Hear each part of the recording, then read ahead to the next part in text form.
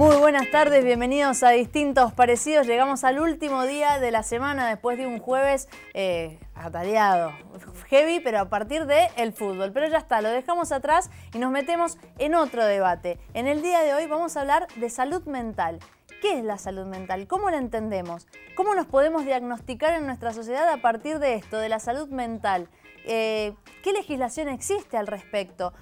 ¿Cómo nos atienden en un hospital? Bueno, vamos a ir viendo todo esto a lo largo del programa. ¿Hay trastornos mentales? ¿Cómo se los entiende? ¿Qué dijo la Organización Mundial de la Salud? Bueno, todo eso vamos a ir viendo a lo largo del programa. Así comenzamos y enseguida presentamos a nuestros invitados.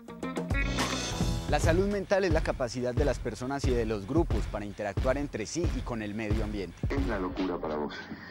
Yo creo que la locura es un estado de dolor muy profundo.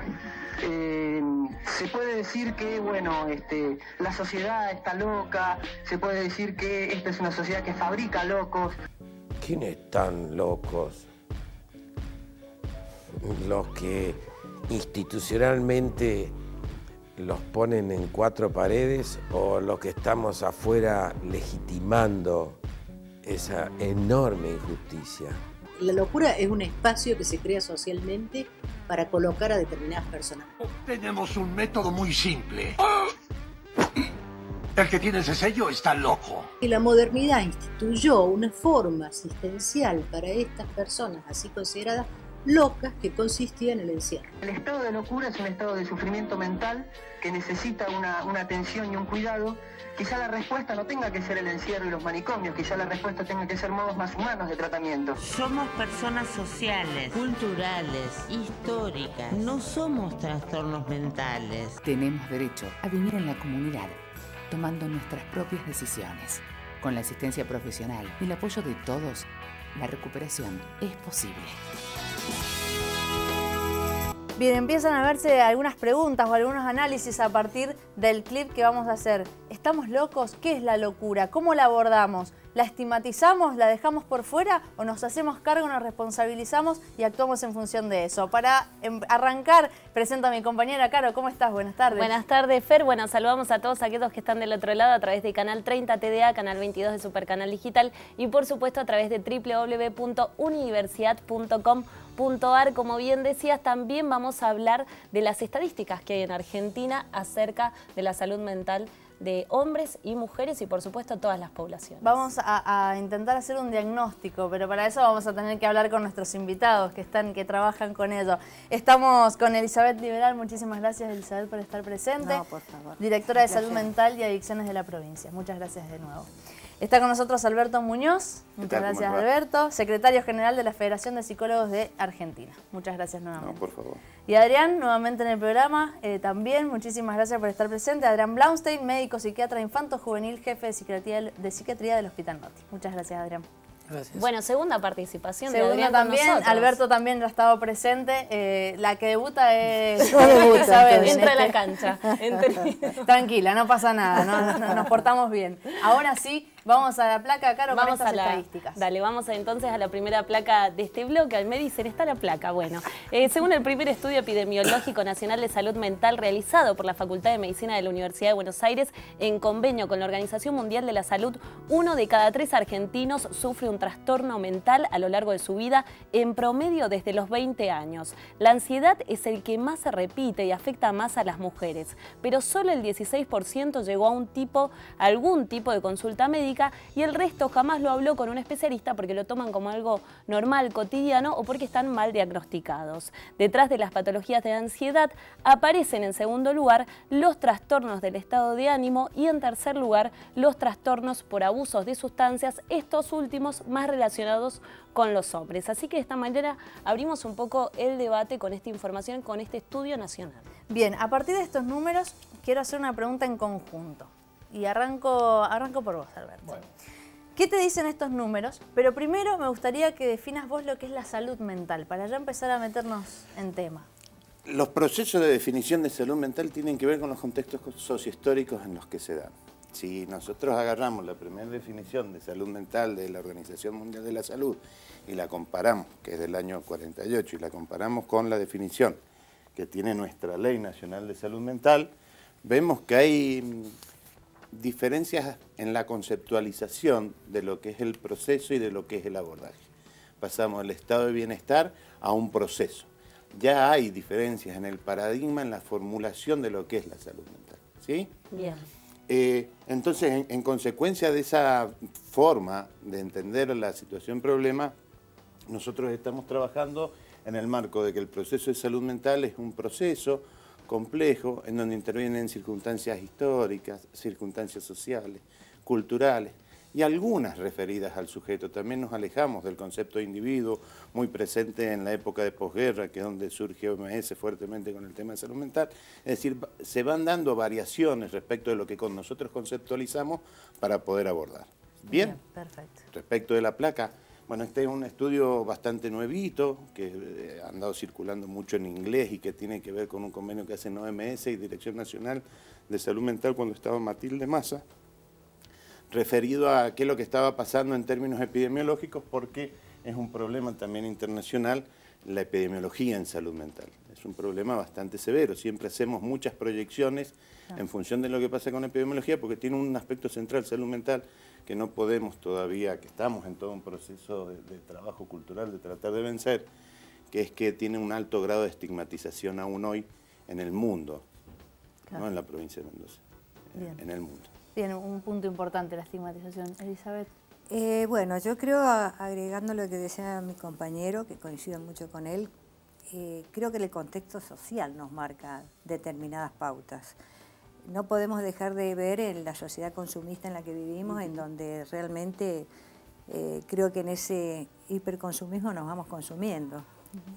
Nunca llegamos a un grado de satisfacción, ¿no? Que eso es lo que produce un sistema capitalista, donde tiene una cuestión de consumo exacerbada, y los vemos en los adultos y también en los jóvenes, pero producto nuestro. Es decir, yo quiero aclarar esto porque a veces le achacamos a los adolescentes o a los niños, a las niñas, una problemática como si fueran de ellos, ¿no? Que hubieran nacido, y tiene que ver con los adultos, ¿no? Si estamos presentes o nos hemos borrado. O sea que creo que muchas de las problemáticas que padecemos tiene que ver con un contexto social, que tiene que ver con las pautas, con los valores que se juegan en esa situación, pero también con una singularidad del sujeto. Sí, creo que hace una conjunción, ¿no? Porque no todos en este contexto social asimilamos ciertas pautas o sufrimos determinado trastorno. Entonces tiene que ver con una cuestión de singularidad. Pero evidentemente, tanto uno como el otro, en este contexto social, nos va determinando ciertos padecimientos mentales. Bien. Por ejemplo, digo, no es casual que hace un tiempo largo estamos con las crisis de pánico, ¿no? Cuando el miedo entró a batallar en una sociedad donde el miedo pesa, ¿no? Sí. Miedo, seguridad, inseguridad, cosas que hace unos años atrás no existían. Hoy tenemos cuadros que son típicamente también de épocas. En los consumos problemáticos también tenemos, cuando decimos consumo problemático, no solamente hablamos de sustancias, hablamos de tecnología, hablamos de compras, o sea, podemos extendernos, ¿no? Pero creo que tiene que ver con estas dos cuestiones, ¿no? Singularidad y contexto social fundamentalmente. El capítulo 2, ¿no? Como interesante lo que están planteando es que es un trastorno, que es salud mental, porque de repente esta semana también apareció que ya es un diagnóstico como un trastorno la adicción a los videojuegos. Sí, y sin embargo, ¿qué vamos a hacer con los celulares, por llamar de alguna forma? ¿Cómo lo vamos a llamar a eso? ¿Se va a considerar que aquel que está conectado permanentemente a un celular tiene una adicción? Es una herramienta de trabajo, es de comunicación, pero todo lo que genera eso. Entonces, otra vez, siempre, como dice Elizabeth, se plantea mucho que la salud tiene que ver con la producción, y entonces por eso acuerdo mucho con lo que es el consumo, y lamentablemente muchas de las situaciones, como nos plantean, sí, especialmente con los chicos o adolescentes que trabajamos, utilizan, entre comillas, como en otras épocas, otro tipo de consumo para aliviar el sufrimiento, y lamentablemente a veces lo que cuesta es, si en esta época toleramos el sufrimiento como parte de experiencia de vida, si toleramos la tristeza como parte de sufrimiento de vida, y muchos mecanismos de recompensa que tienen a veces el consumo problemático de sustancias, también lo tiene del mismo modo el consumo de tecnología, porque nos evita como tomar contacto, ¿no? Y un viejo autor en pediatría y en psicoanálisis, Winnicott, decía que en realidad el desarrollo humano más profundo y difícil de acceder era la capacidad emocional de estar solo. Nos cuesta estar solos y sin embargo cada vez hay más gente sola. Entonces otra vez eso lleva como una paradoja de lo que es el sufrimiento y o poder, si uno pudiera desarrollarse en la capacidad de estar solo para tolerar, entre comillas, que es eso que siempre estamos consumiendo algo para evitar tomar contacto con la vida. Y que no siempre las manifestaciones de sufrimiento son las mismas, a veces no se notan tanto y a veces sí se notan, y ese que se noten a veces también molestan, ¿no? Y ahí empiezan a aparecer otras formas de abordarlo. ¿Cómo lo piensan esto en términos de cómo se puede llegar a castigar ciertas patologías o ciertos sentimientos o sensaciones? Y corríjanme si me equivoco, no en mi pensamiento, pero lo quería traer eso también, ¿no? ¿Cómo lo leemos? ¿Qué lectura hacemos de eso? A mí me parece que hay que diferenciar también dolor de sufrimiento. Dolor como una conceptualización natural del proceso de vida, digamos. El hecho cotidiano de vivir va generando indefectiblemente algunas instancias de dolor que no significan que necesariamente el sujeto responda en términos de sufrimiento o se coloque en esa posición de sufrimiento que viene más provocado por otros estándares de naturaleza mucho más sociales. Es cierto lo que dice Tula, tiene que ver con que todos nosotros tenemos singularidades en nuestra conformación como sujetos que pueden hacer que yo sea más proclive a tener algún tipo de padecimiento mental y otros no, ¿sí? Lo que me parece importante también poder decir es lo siguiente, lo dice Galende, todos tenemos derecho a tener un padecimiento mental. Y creo que nosotros vamos a ir trabajando bien y fuertemente y culturalmente cuando podamos reconocer que cuando revisamos a nuestra familia siempre encontramos algún colifa. Siempre vamos a encontrar algún colifa, porque como dice el estudio decía, 1 de cada 3, 1 de cada 4 en algún momento tiene un padecimiento mental de moderado a grave. Es decir, es mucho más común en términos de aparición de lo que culturalmente tratamos de construir en términos de estigmatización, ¿sí? Entonces, me parece que lo que nosotros también tenemos que tratar de ayudar es en términos globales a que se dé una discusión en términos culturales en que la locura no termina descalificando al poseedor de la misma y que no tiene que ser un elemento de estigmatización. Yo me agarro, por ahí tenía pelo y me los agarraba, ahora ya no tengo pelo para agarrarme, pero cada vez que nosotros observamos alguna discusión política de importancia en términos nacionales o provinciales, se echa mano al apelativo de la locura para descalificar una idea política. Y la puede decir la idea política el que está a la izquierda o el que está a la derecha, pero lo que no se puede hacer más es utilizar la locura para descalificar un proceso de construcción. Yo puedo estar de acuerdo o no, pero no responde a procesos de locura, por ejemplo, el tema de la política. ¿Y cómo se tiene que trabajar? Pero esto tiene que ver con lo que la estigmatización que se tiene, ¿no? Que también tiene que ver con la historia de la locura en su momento, ¿no? Y las instituciones que fueron formadas para determinadas cuestiones, que tenían que ver más con el control que otra cosa. Pero creo que realmente lo que decía en referencia a que tenemos todos el derecho de tener un padecimiento mental, es cierto, y no estigmatizarlo. Pero también creo que a veces, y vuelvo a insistir en el contexto social que tiene que ver con el bajo umbral de frustración que tenemos, ¿no? Es decir, si no tenemos satisfechas ciertas cosas, empezamos a sentirnos mal y empezamos a ubicarlo como un trastorno o una cuestión y que pasaría por otro lado, no tanto por un padecimiento mental. También creo que así como tenemos el derecho, por supuesto, de sufrir un padecimiento mental y ser escuchado y atendido con respeto y dentro de una salud integral, y acá yo lo señalo, porque si no parecería que la salud mental es una salud, no sé, abstracta, de otro lado.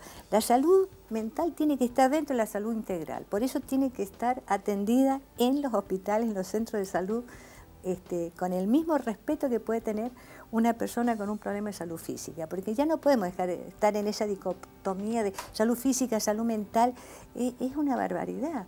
Y alguien que haya conocido, yo vengo de hospital, alguien que haya estado trabajando, como Adrián, en un hospital o un centro de salud, son un sujeto atravesado en ese momento por un cuadro físico o psicológico, pero está entero. No se lo puede escuchar solo de un solo lugar. Como directora de salud mental, ¿cuáles son los trastornos mentales más comunes en la provincia?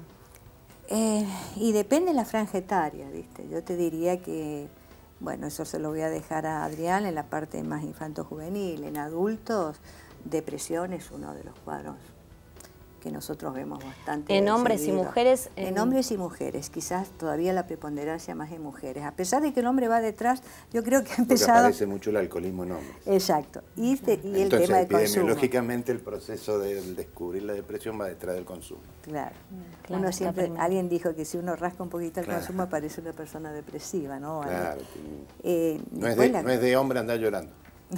Claro. Digamos, la conceptualización cultural. Bien, sí. Por eso aparecía siempre en mujeres, pero bueno, hoy yo creo que ya eso se ha ido abriendo y uno ve más hombres que consultan, ¿no? Y yo me río porque al principio les cuesta hablar, ¿no? Sobre todo las cuestiones de emociones, sus sentimientos, y después yo digo, no hay cómo pararlo, porque una vez que descubrieron la posibilidad de la palabra, bueno, es diferente, ¿no? Adrián, ¿y en infanto juvenil? En realidad yo podría ser muy limitado a lo que es el hospital donde trabajo, no a toda la red, digamos, de atención en salud, provincial. Que está en toda la provincia y son niveles de complejidad 2, como se llama, en los centros infanto-juveniles que están preparados para la atención, y en realidad por eso a nosotros nos llega el paciente complejo que requiere a veces la internación, o todos los pacientes que están internados en el hospital.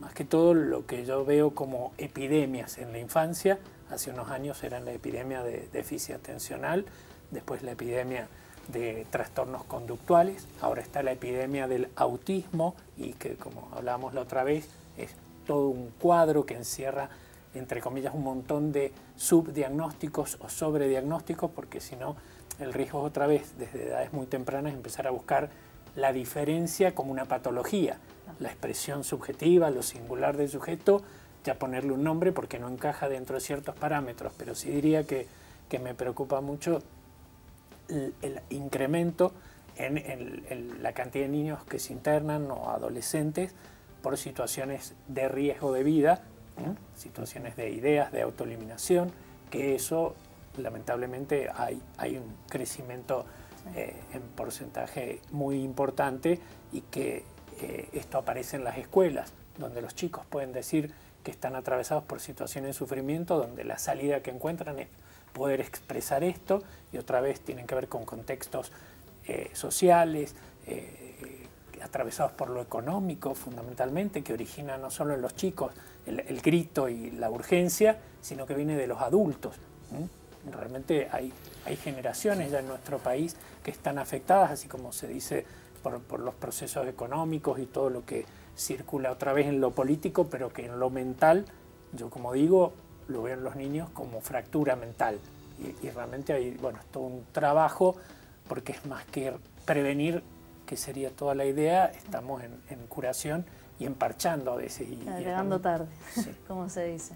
Bien, nos vamos a ir a un pequeño corte, a una pausa, pero creo que ya los invitamos a quedarse, ¿no? A partir de lo que hemos estado hablando en términos de salud mental, entendiéndola como salud integral, hablando de estigmatización, hablando de esto de la locura, ¿sí? ¿Qué le decimos a la locura? ¿O por qué la escondemos o la tratamos de manera negativa? Lo que nos habla Adrián, ¿no? Estos números que han aumentado en términos de índices de intento de suicidio o de suicidios consumados también en jóvenes. Bueno, todo eso vamos a seguir hablando, por supuesto, en Distintos Parecidos. Lo vamos a invitar a ustedes a que participen a través de nuestras redes sociales. Estamos en Facebook y en Instagram como Distintos Parecidos, y en Twitter como @dpsenalud. Pequeña pausa y enseguida continuamos con más.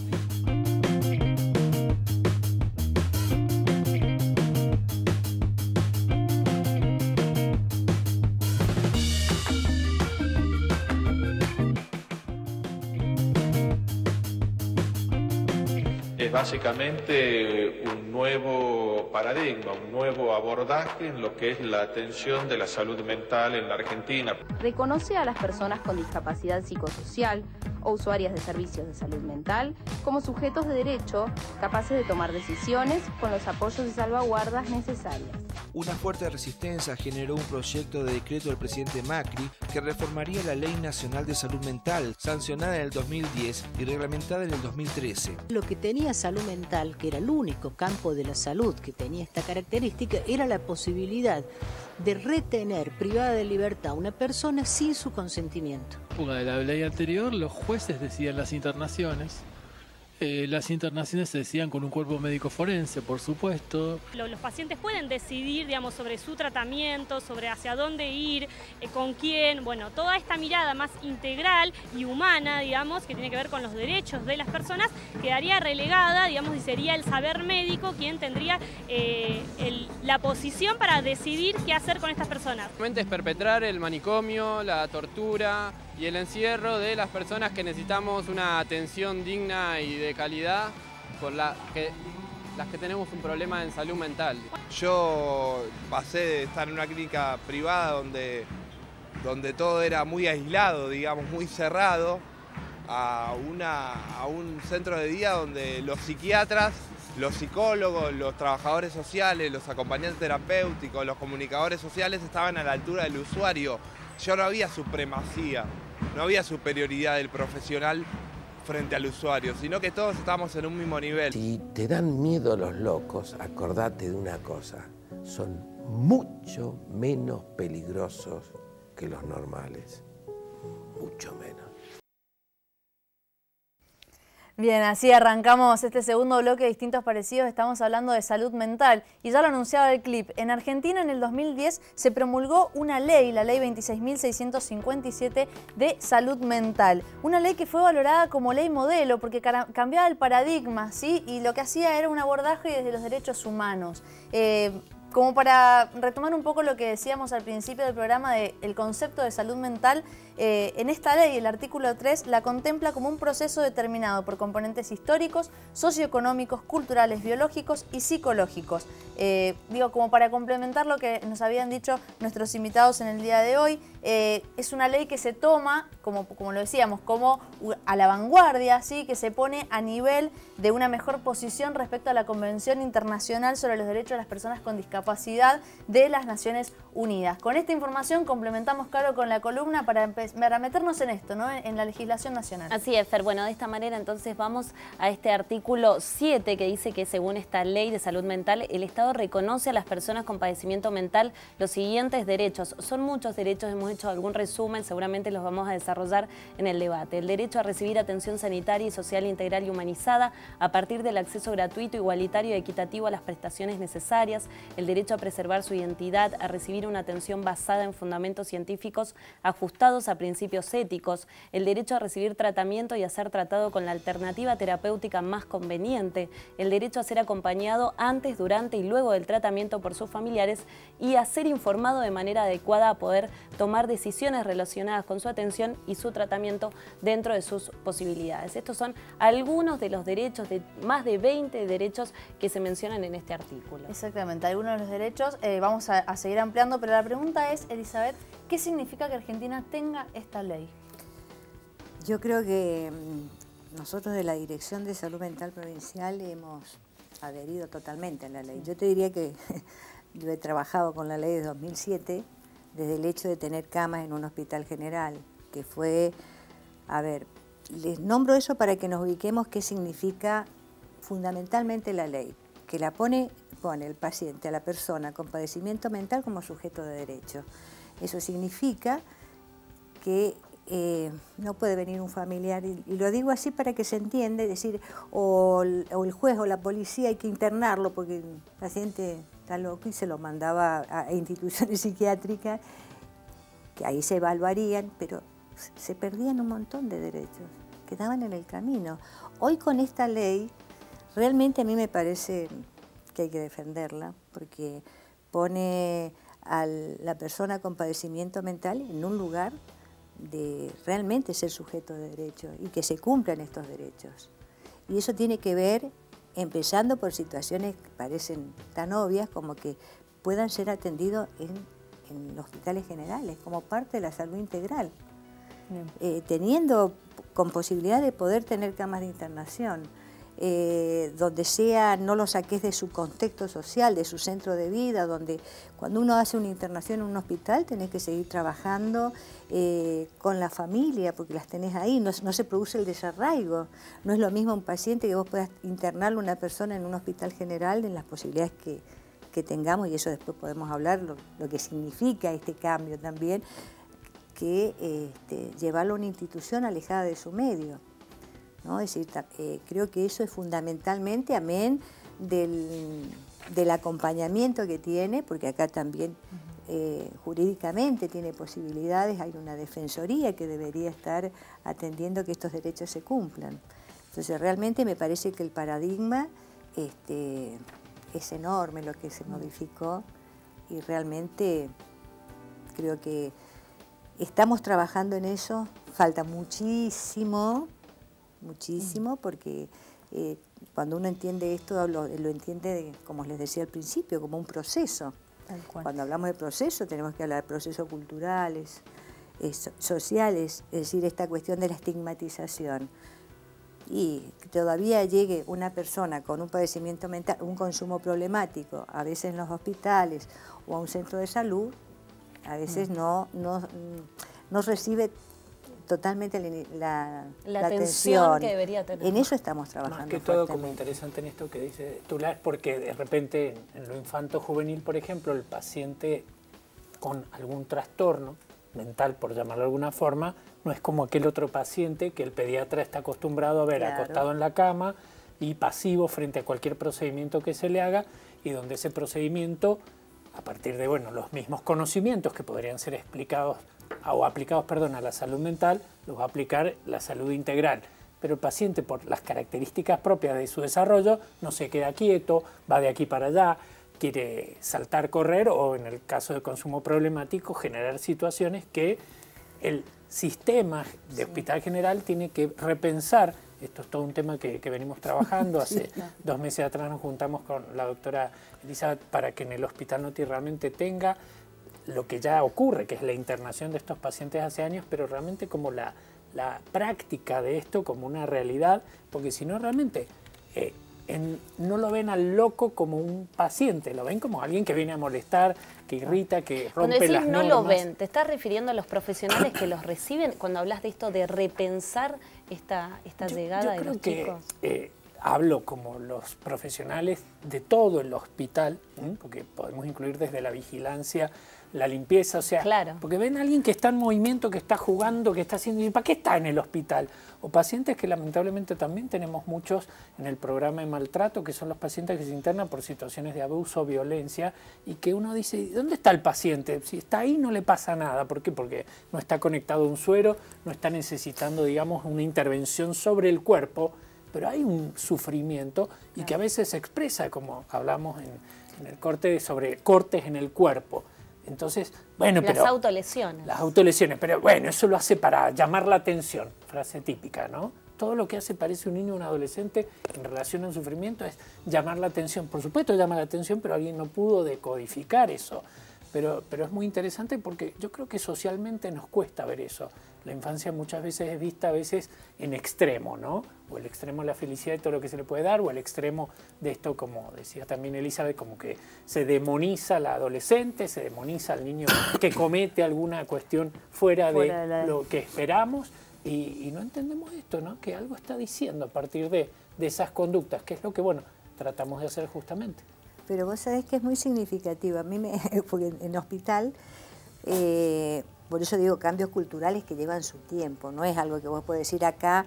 Mirá que nosotros sacamos desde la Dirección de Salud Mental una disposición, con el apoyo del Ministerio, por supuesto, de Salud, donde desde la dirección íbamos a trabajar sobre todos los equipos de salud mental junto con el director. O sea que ya todos los equipos de los hospitales, íbamos a tener una política que es de acuerdo a la ley de salud mental y vamos en esta vía, ¿no? Eso ha sido realmente un gran avance porque te permite entrar a trabajar con todos los equipos de los hospitales. Pero claro, es como dice Adrián, a veces uno cree que con bajar... No, ahí tenés que trabajar con los propios equipos, que a veces faltaba recursos o no están las condiciones dadas para... O simplemente falta capacitación y apoyo, los directivos, las otras especialidades que dicen, ¿cómo? ¿A dónde? ¿a quién van a internar acá? No se olviden que a veces el paciente con padecimiento mental y peligrosidad a veces va de la mano, entonces hay muchos prejuicios. Bien. Pero yo siempre también pongo en juego, porque lo hablaba con mis colegas, ¿no? Decir, fíjense que todo lo que tenga que ver con la parte mental, las personas tienen sus resquemores, porque creo que algo se juega en uno también, ¿no? Los temores. Yo creo que hay algo central. El ser humano ante la incertidumbre, lo distinto, le da miedo, se corre, tal cual. Es algo Esto es una situación que es central y que ha pasado. Que hay además, me parece, todavía mucha tensión en torno a la ley. Pero que es una tensión que se ha vivido históricamente, digamos. La ley sale en el 2010 y recién tiene su decreto reglamentario en el 2013 en el marco del mismo gobierno.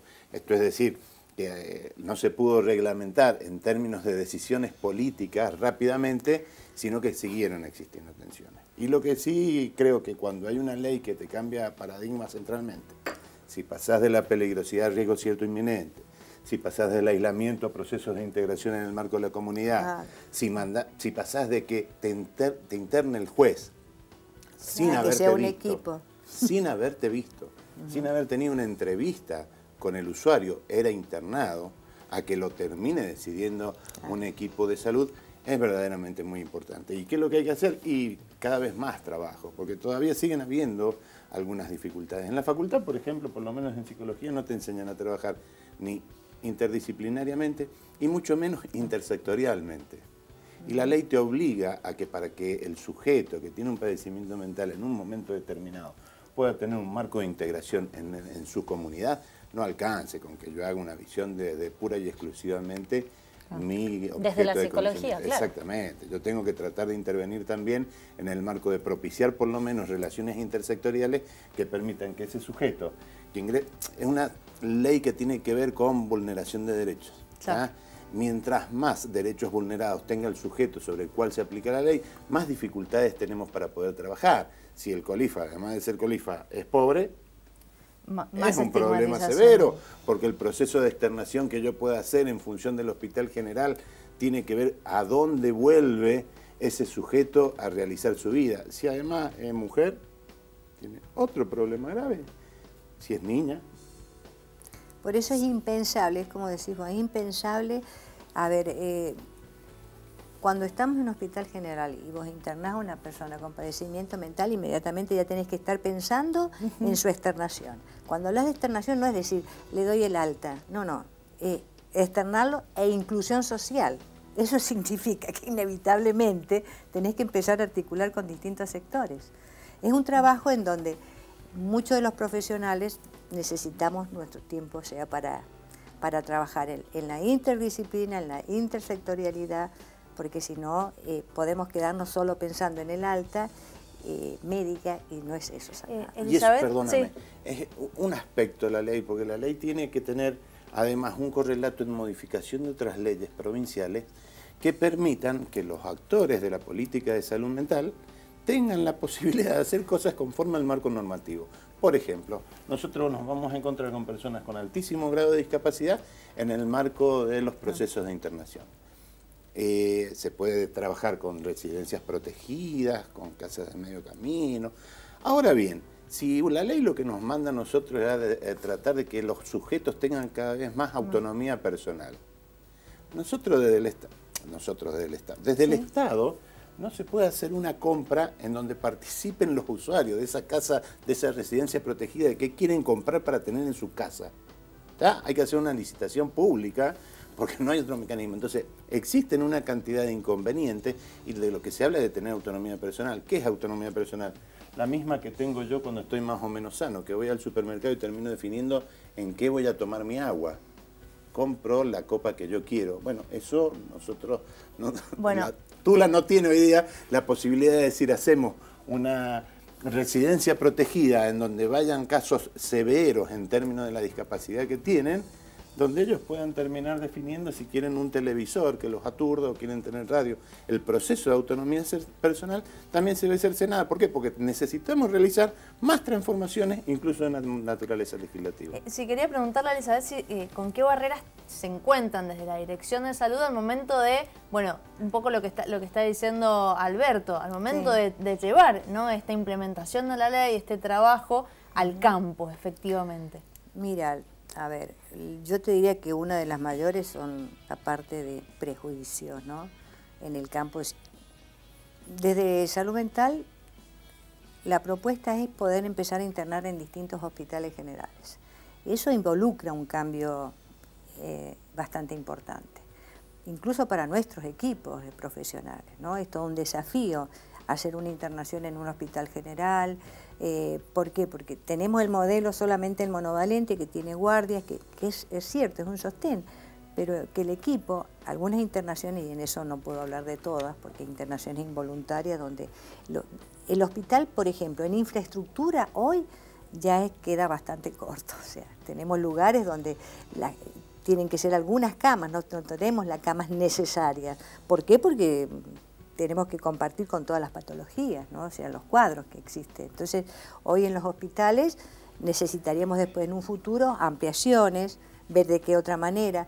Hablando de hospitales, el impedimento en eso es los prejuicios que los vamos trabajando, y hoy realmente les puedo decir que la apertura que han tenido los directores en la mayoría de los hospitales ha sido muy importante para recibirlos. ¿Vos qué opinas de esto, de la implementación de las barreras que se puedan llegar a tener ya en términos de Estado, ¿no?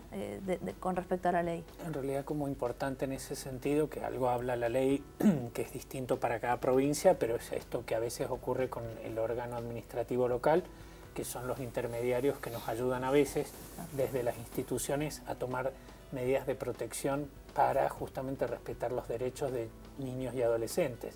Y en ese sentido, más que impedimento, yo diría que a lo que nos vemos como todos sometidos, por usar una palabra que no es muy agradable, es tener que a veces tomar decisiones en relación a eso. A veces atraviesan los chicos situaciones por el maltrato, por la violencia, por el abuso, que tenés que pensar que la mejor medida de protección es separarlo, ¿no?, de sus padres.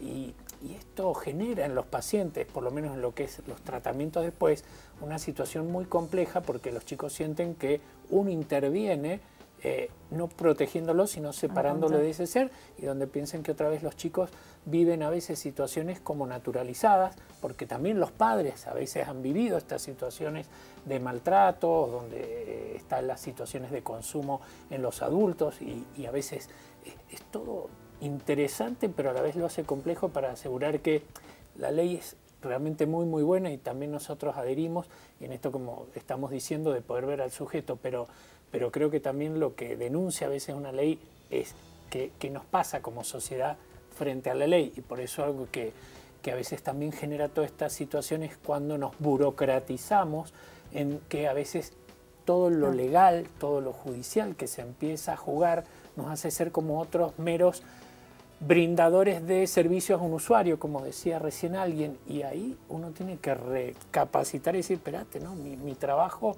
con el sujeto era otro, era tratar de tomar contacto de si lo puedo aliviar en su sufrimiento, sea a nivel a veces farmacológico o en acompañarlo. Entonces creo que es un tema realmente a mí me apasiona, pero también me complejiza, claro.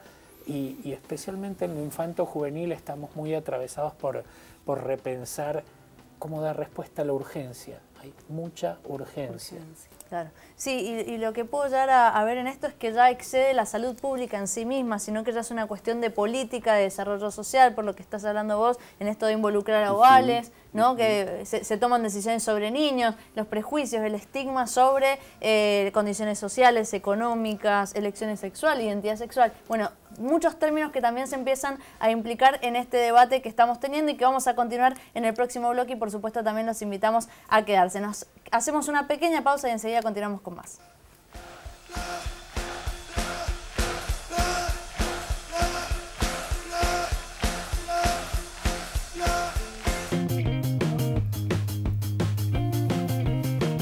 Continuamos en Distintos Parecidos y sé que voy a pecar de repetitiva, pero la verdad que estaría buenísimo grabar los cortes porque se sigue hablando de los temas, se siguen viendo otros análisis que a veces nos queda corto el tiempo, así que nos vamos a ir derecho a la próxima placa, pero vamos a retomar un poco después el tema ley que quedó en el bloque anterior. Así es. Bueno, vamos a hablar sobre este comunicado que se realizó el lunes pasado de la Organización Mundial de la Salud. El pasado 18 de junio se publicó la más reciente edición de la Clasificación Internacional de Enfermedades, en la cual la OMS reconoció la adicción a los videojuegos como un desorden de salud mental. Además, con este nuevo listado, como bien lo mencionó uno de los invitados más temprano, y además con este listado, luego de 28 años sin cambios en el listado de patologías, la OMS redefine a la transexualidad y la bautiza oficialmente como incongruencia de género. Esta no se identifica como una enfermedad, sino como una condición, y de esta manera la sacó de su lista de trastornos mentales. Bueno, este listado se va a presentar ante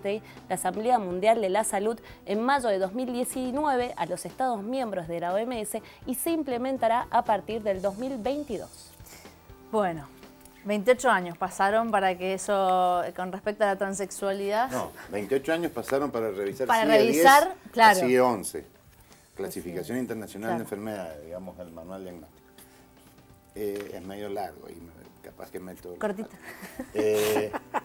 En productos de ciertas colonizaciones pedagógicas que tenemos nosotros en la Argentina, el manual de estilo, el bestseller de naturaleza médica que se utiliza para diagnosticar, digamos, para trabajar la codificación de diagnóstico, es uno que se llama DSM, Manual Estadístico de Desórdenes Mentales, que tiene una construcción muy particular, que no se nos cuenta de esta construcción en el marco de nuestras facultades. Está construida por la Asociación de Psiquiatras de Norteamérica.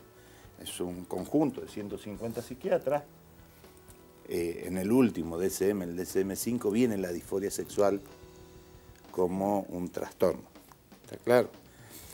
Que tiene que ver con una de las instancias que se habla mucho también el doctor, todo el proceso de patologización de vida cotidiana. En ese DSM-5 hemos llegado a 886 categorías diagnósticas para el tema de salud mental, ¿sí? Pero el proceso de construcción, porque yo soy crítico también de que como OMS va a demorar tanto tiempo en poder hacer un proceso de cambio de algo que naturalmente tiene que ser... Mira, perdón, Beto, Sí, ha dale. usado una palabra que yo le tiemblo, que es natural. Porque eso tiene que ver, a ver, en el fondo de la situación hay dos palabras que creo que nos interpelan, lo natural y lo normal, ¿no? Entonces, tomado de las cuestiones religiosas, y no solamente religiosas, algunos sectores, lo que no es natural, ¿no?, es antinatural, y lo ponemos del lado siempre de la patología mental, ¿no? Y en esto entraría también lo que es la normalidad. Ahora, ¿quién lo determina eso, la normalidad? Pero y en la esto hay normalidad? un lindo desafío que también tiene que ver con la ley, como para poder cerrar una idea. Nosotros entonces tuvimos un proceso de crecimiento del DSM-1 que arrancó con poquitas patologías al DSM-5, vuelvo a insistir, son 150 psiquiatras, todos protestantes, todos varones, ningún negro, que se juntan. Esa ha sido la última conformación del comité sobre la que nosotros, argentinos... Ninguna mujer te faltó. Ninguna mujer, varones, por eso lo dije, varones, ningún negro, todos protestantes, sobre lo que nosotros los argentinos tomamos, digamos, en cuenta. Entonces, si una persona está mal porque se le murió su esposa, más de 2 semanas, deja de ser un duelo para hacer una depresión. ¿Tá? Este es el modelo con el que nosotros veníamos trabajando. ¿Y qué nos dice la ley? Bueno, la ley nos dice, ojo, los diagnósticos tienen que ser pura y exclusivamente en términos de carácter situacional, pero sí hay una exigencia por el tema burocrático que tenga que ver con alguna clasificación que esté relacionado donde participe el Estado Nacional o el Estado Nacional forme parte, que es la Organización Mundial de la Salud. Yo calculo que las reuniones en la Organización Mundial de la Salud deben ser muy ricas en términos de rosca política para poder cambiar esto. Pero nosotros estamos teniendo también, digamos, con respecto a estas instancias, procesos bastante complicados. Uno ve que también el CIE 11 tiene 55.000 criterios diagnósticos, no son todos para salud mental, pero también hay una tendencia bastante progresiva, inclusive de nuestros gobiernos, a fragmentar aún más al sujeto en la mayor cantidad de patologías. En salud mental, además, tenemos un recurso bellísimo que es el criterio de que si el trastorno no coincide, en el trastorno son ciertos signos clínicos que agrupamos, pero que pueden estar también en otros trastornos. Y si no están, siempre nos habilitan la categoría del no especificado. Es decir, que siempre tenemos la posibilidad, para hacer la cruz ahí. Siempre tenemos la posibilidad de diagnosticar a alguien. En la ley lo que destaca también, que es importante, que ningún trastorno de salud mental es para siempre, ¿no? Porque parecería que te ponen el sello acá y ya con eso. No, son situaciones en un contexto, en determinado momento, que vos podés sufrir un padecimiento mental. Eso no significa que lo tengas que llevar para siempre o de por vida, ¿no? Sino que es modificable, como es la vida misma, ¿no? En ese sentido, como interesante, perdón, lo que dice es que ahora se va a llamar incongruencia de género. Sí, incongruencia. Yo diría que por eso la locura a mí me resulta incongruente, ¿no? Porque claro, como no encaja, tenemos que hacerla encajar y que entre. Y como lo hablamos la otra vez, y creo que es todo un tema, ¿no? Parece que tuviéramos una necesidad de que todo entre en algún lugar y creo que si algo justamente hace la locura es poder preguntar algo del sujeto, no solo el duelo, la depresión, ¿no? En general todo lo que sea como que dice algo y en infanto juvenil, como lo hablamos la otra vez y ahora también, esta necesidad de encasillar y aunque como dijo tan claramente Tula, es por un momento, llamativamente hay toda una tendencia cada vez a pensar que esos momentos como son en el desarrollo van a estar siempre, ¿no? Y yo, por suerte, hoy en la mañana que di clases, fui interpelada por una alumna que me decía, pero el psicoanálisis cuando dice que de repente en los primeros años de vida todo eso deja una marca permanente, y ese concepto ya cambió también. O sea, en la medida que vamos creciendo, nos vamos vinculando y en cada vínculo nuevo vamos estableciendo, como dice la neuroplasticidad, nuevas conexiones. Entonces, no siempre el contexto, como lo dijo Elizabeth, es fijo. Entonces, ¿por qué necesitamos fijarlo a partir de diagnósticos, ¿no? Y esto no significa no decir qué es el sufrimiento, porque también eso a veces alivia, el poder poner un nombre, ordena no solo al técnico, sino también en el diálogo, en la interdisciplina, porque no es lo mismo no saber cómo tratar a un paciente en su sufrimiento, pero hay todo un enredo, yo diría, ¿no? Incongruencia. Hay una situación particularmente grave que se está dando a nivel de los cuerpos legislativos en la República Argentina y en la provincia de Mendoza también, que es el fenómeno nuevo de leyes por patologías. Es un fenómeno que se da particularmente en términos de niños, que yo saco la ley de la patología del trastorno del espectro autista. ¿Ah? Entonces el niño, digamos, ya no solamente, como dice Tula, partimos al sujeto en salud física y salud mental, donde lo que importa es la física, lo mental lo corremos, sino que además hacemos, que a lo mejor son caminos con buenas intenciones, pero mal formulados en términos del posible daño que yo termino haciendo sobre los sujetos. Nosotros tenemos una ley que todavía, creo, gracias a Dios, no se ha reglamentado, o a quien sea, no se ha reglamentado, que es la ley de detección temprana del autismo. Bueno, esa ley manda a anotar, se toma un test que contesta el cuidador a los 18 meses de vida del bebé, y sobre ese test se manda la ley a anotar en la libreta sanitaria si tiene riesgo de autismo o no. Entonces, ustedes imagínense que ese niño cuando ingresa a jardín de infantes, ¿cuál es el primer elemento que toman las señoritas del jardín para poder relacionarse con ese bebé? Por lo menos ese chico va a estar con ese rótulo del trastorno del riesgo y entran autista. otra vez las categorías de lo normal. Va a estar con ese hasta que se salga de la primaria, ¿está claro? Digamos, ¿ustedes creen que la mirada que se posa sobre ese niño es la misma a la que se posa sobre el otro que no lo tiene en la Te agradezco porque anotamos un nuevo tema para los próximos programas de Distintos Parecidos, claramente, seguramente a por patología, lo vamos a desarrollar. Quería no olvidarme porque quedan muy pocos segundos ya, pero hablamos de los hogares de DINAF y en términos de la ley de salud mental o la aplicación, ¿qué dirías, Alberto? ¿Y algún comentario? Que la ley lo que nos manda no es una cuestión de discutir a la institución en términos edificio, en términos estructura. Nos manda a poner en tela de juicio la lógica manicomial que podamos tener para con los sujetos con los que trabajamos, que en última instancia es nos interpela en términos éticos respecto a la relación con el otro. Esto es lo que centralmente pasa. Sí. Entonces, lo que tenemos que tener mucho cuidado es que puede pasar en escuelas, en hogares, la lógica del manicomio, la lógica del aislamiento, la lógica de la segregación de derechos, la lógica de tu autonomía no sirve, la lógica de que tu palabra no tiene que ser escuchada, no vale porque viene en el marco de un rótulo, puede estar presente en muchas instituciones. Sí, no sé, Elizabeth, ¿algún comentario sobre todo en términos de nos interpela a todos como sociedad, ¿no? Teniendo en cuenta las denuncias también que se hacen con respecto a los hogares. Nos interpela todo como sociedad por el hecho de que si tienen que existir estos hogares, creo que nos tenemos que replantear muchísimo en qué sociedad queremos vivir, porque si tenemos que tener hogares para chicos donde los adultos no pueden cumplir su rol, nos tiene que interpelar. Cuando digo interpelar es de todos los ámbitos, el social, económico, me parece que es importante hacerlo, ¿no? Muchísimas gracias, Elizabeth, muchísimas gracias, Alberto, muchísimas gracias, Adrián, por haber estado. Da para quedarse todo el día hablando de esto y lo vamos a retomar y lo vamos a seguir, tratando de llevar al debate y a la reflexión siempre. Muchísimas gracias nuevamente. Nos vamos, Caro. Nos vamos, gracias por acompañarnos, a ustedes también por estar del otro lado, a Baidip que me vistió en el día de hoy y por supuesto excelente fin de semana. Bueno, me voy a dar el gusto de cerrar el programa de hoy diciendo que la peor locura es mostrarse cuerdo. Nos vamos a ir al fin de semana, ya nos volvemos a reencontrar el próximo lunes a las 19 horas. Chau, chau.